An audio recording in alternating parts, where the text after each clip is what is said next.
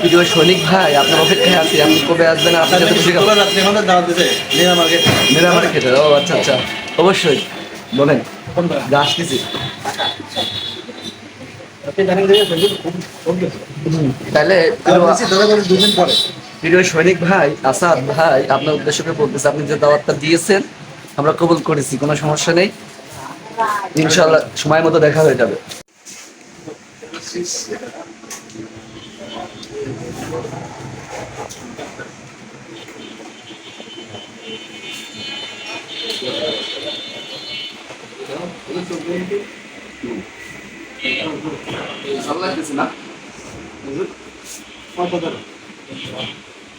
আমারটা এগুলো ধরাই আছে। আসসালামু আলাইকুম দর্শক শ্রোতা, আশা করি সবাই ভালো আছেন। প্রতিদিনের ন্যায় আজকে চলে আসলাম আমরা লাঙ্গলবাদ ক্যাফে মিউজিকে। বড় হুজুর যে কোনো তাকানোই লাগতেছে না, খেয়েই যাচ্ছে ব্যাপার কি। আচ্ছা আচ্ছা, দেখেন আমরা কি খাচ্ছি, চিকেন ফ্রাই। আচ্ছা, আমাদের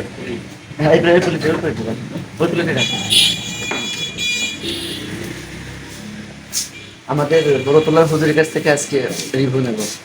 হুজুর এগুলো আসলে মনে করেন গ্রাম্য, মানে বোতলে পানি খাওয়া শুরু করতেছে না, আসলে একটা গিলাস করা ভাই।